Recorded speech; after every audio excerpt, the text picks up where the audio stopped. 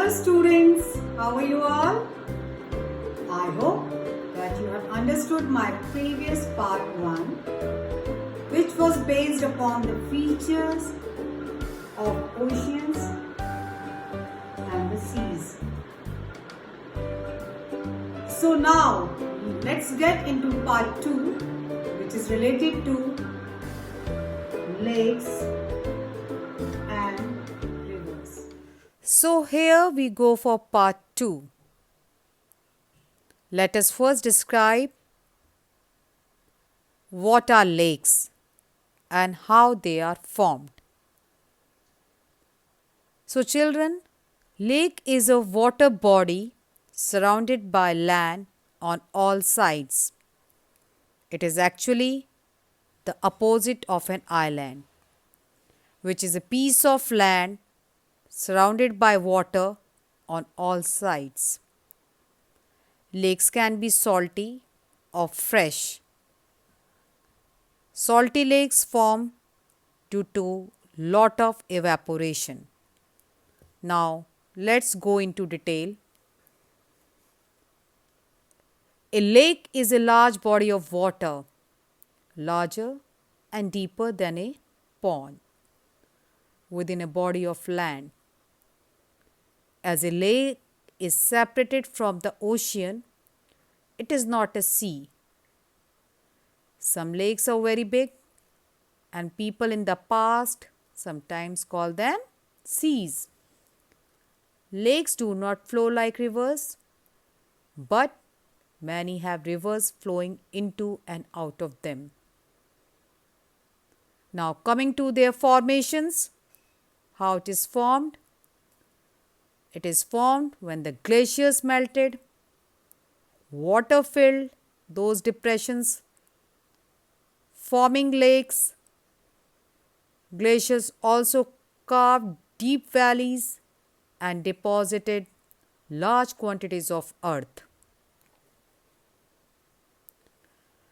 So, as you all know, lakes are valuable resources for people in variety of ways. Through the centuries, lakes have provided routes for travel and trade. Artificial lakes are used to store water for times of drought. Lakes formed by dams also to provide hydroelectric energy. So now coming to the next slide. The first lake is the Lake of Baikal. It is the largest freshwater lake by volume in the world. It contains more water than the North American Great Lakes. Russia's Lake Baikal is the deepest and the oldest lake in the world and the largest freshwater lake by volume. So, as we already know, it's the oldest and deepest lake in the world. It contains nearly 20% of the world unfrozen freshwater reserve. Famous for its crystal clear waters and unique wildlife. The lake is under threat nowadays by pollution, poaching and development. Now coming to the next lake, that is Titicaca. Lake Titicaca is one of the highest commercially navigable lakes in the world. It is also the largest lake in South America by volume of water. It's the deepest lake in South America. The name Titicaca comes from the two Quechua words Titi, which means puma, and Caca means mount. This lake provides fresh water an economic support for fishing, irrigation, agriculture, and tourism. See the pictures of Lake Baikal and Lake Titicaca.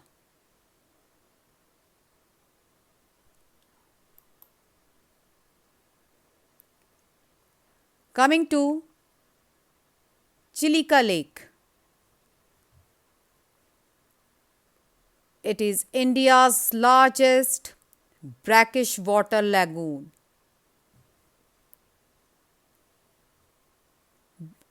Famous for below attractions are favorite for migratory birds flocking to it during the winters, some covering as much as 12,000 kilometers to reach here. It is considered to be the largest lagoon in India and counted amongst the largest lagoons in the world also. It is actually situated on the east coast of India, that is in Odisha.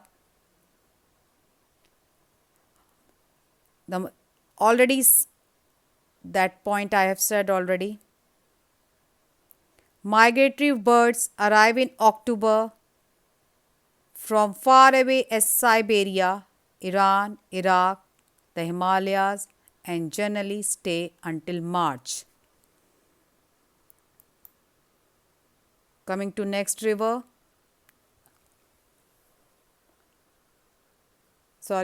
Coming to next lake, that is Victoria.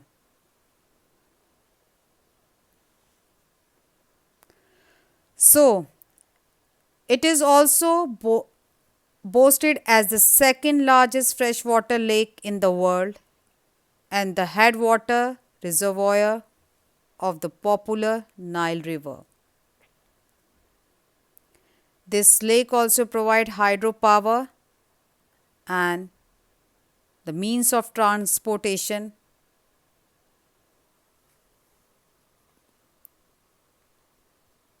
As it is described here in the slide, Lake Victoria is considered as the most dangerous water body of its kind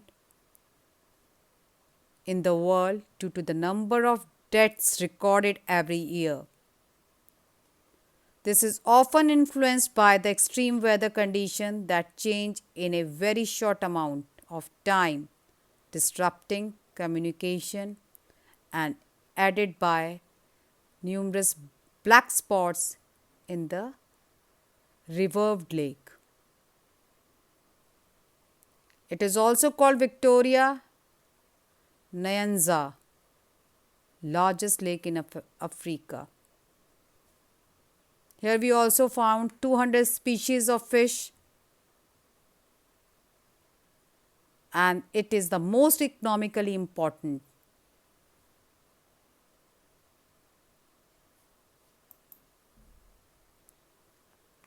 Here are the pictures of Lake Titicaca and Lake Victoria.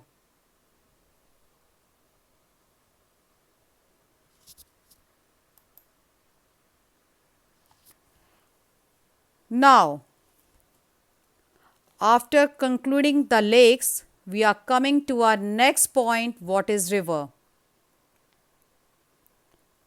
Children, rivers are large streams that flow over the land.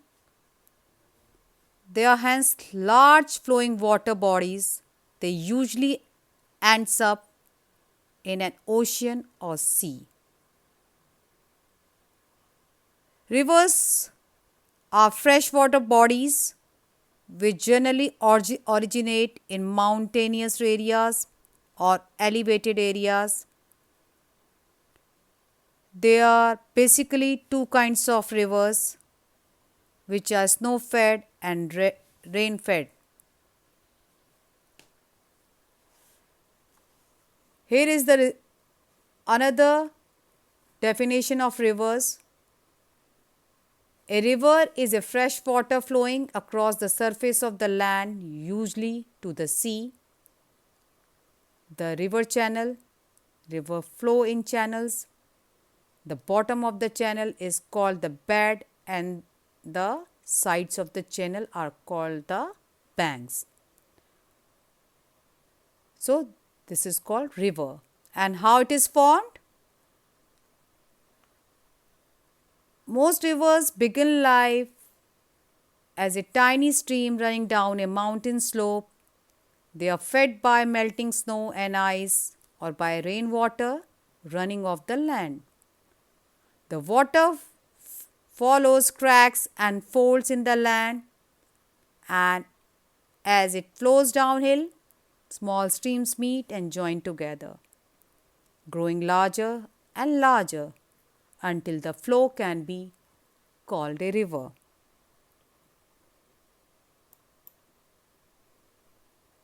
So, first I'll describe the river Nile.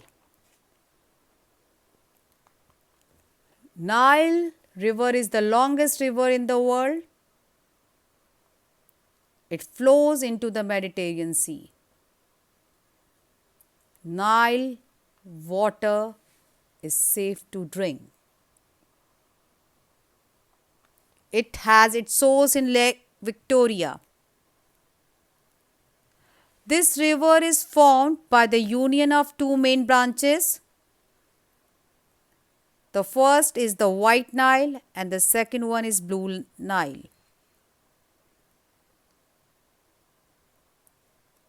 Its water is being used for irrigation and for power generation.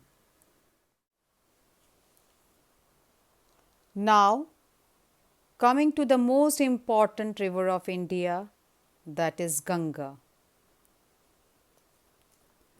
Rising from Gangotri Glacier in the Himalayan, the Ganga is one of the most scared river of India. It drains 1/4 territory of India and supports millions of people. The main stream flows southwards into Bangladesh and is joined by the Brahmaputra. It drains its water into the Bay of Bengal, but before draining, it forms Sundarban, that is, the one of the largest delta of the world. The geography of river Ganges is apt for harvesting a wide variety of crops. Its basin, with its fertile soil, is influential to the agriculture economies of India and Bangladesh. As I already told you, Ganges River, in Hindi we call Ganga, great river of the plains of the northern Indian subcontinent. Although officially as well as popularly called the Ganga in Hindi, rising in the Himalayas and emptying into the Bay of Bengal. It drains 1/4 of the territory of India. As you can see in this picture that it is the Ganga river flowing, and there you can see a bridge which is named as Mahatma Gandhi Bridge.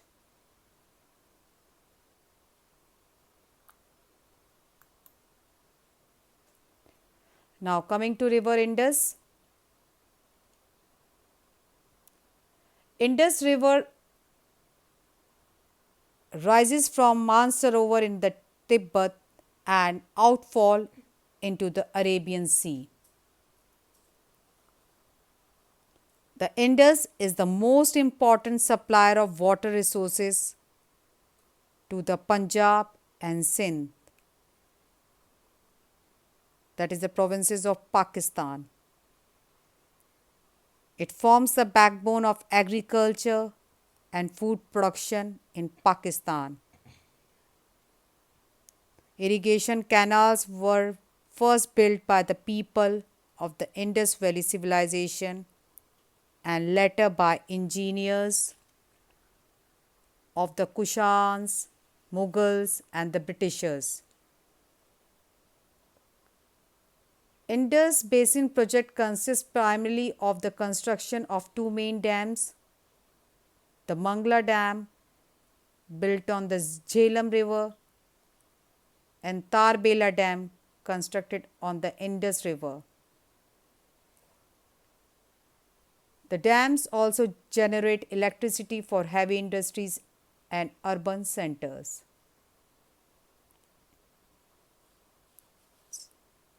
So, brief points are here. I have mentioned in the slide.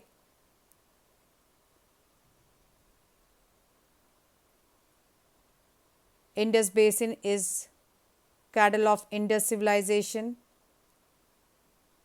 Irrigation canal was first built by the people of Indus Valley civilization.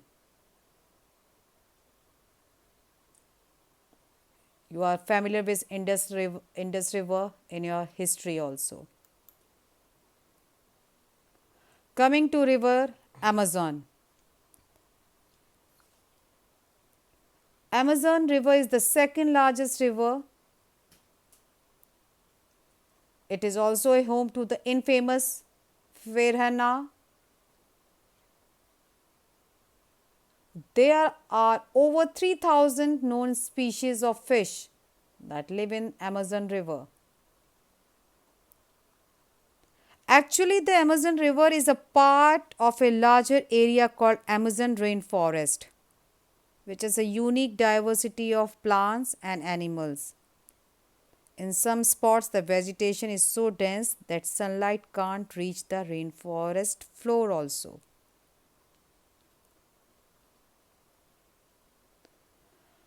So, water poured into the world ocean by the river.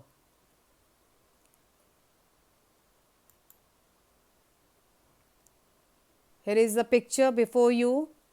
This is Amazon River.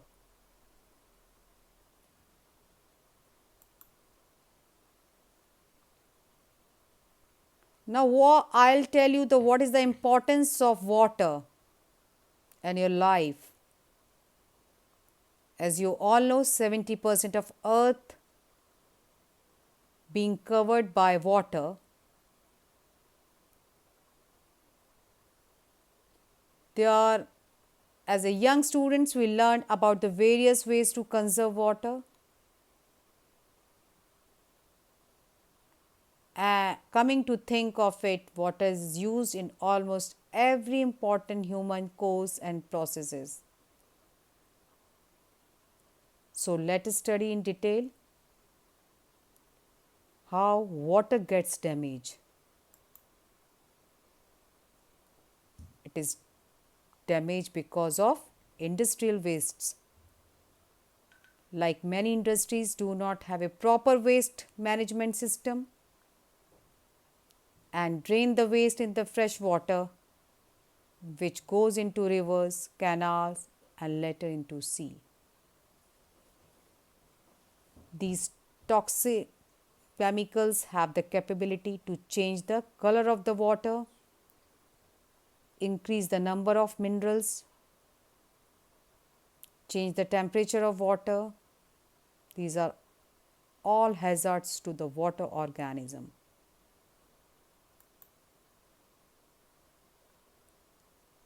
See the industrial waste coming out from the pipe and draining into the rivers and lakes. Another hazard, the burning of fossil fuels. Like coal and oil, when burned, produces ash in the atmosphere. And these toxic chemicals, when mixed with water vapor, result in acid rain. This also release carbon dioxide and which results in in global warming. Another point is of sewage and wastewater, which is produced by each household, is chemically treated and released into the sea with fresh water. The sewage water carries harmful bacteria and chemicals that can cause serious health problems.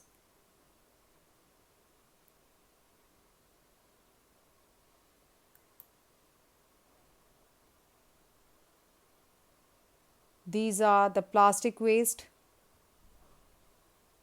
Here in your picture, see how the people used to throw these waste.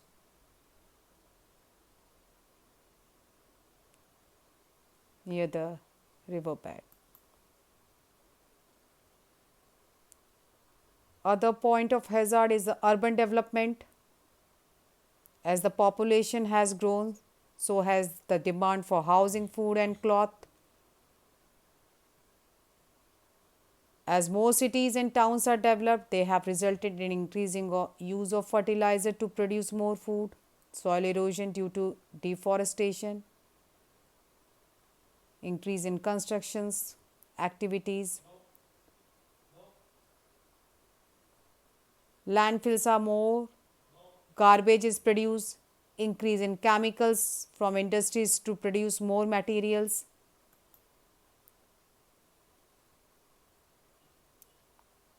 See how the sewage is coming into the water. These all points together increase the global warming. An increase in earth temperature due to the greenhouse effect results in global warming. It increases the water temperature and result in the death of aquatic animals and marine species, which later results in water pollution. Last but not the least, how to save water, which is very important to our life. These are some points before you to save water. First point is check your toilet for leaks. Second, stop using your toilet as an ashtray or waste basket. Third one is put a plastic bottle in your toilet tank. Take shorter showers. Install water saving shower heads or flow restrictors. Take baths. Turn off the water while brushing your teeth. Turn off the water while shaving. So, this is the way you save the water. Thank you all for listening me on water bodies. Thank you, children. The end.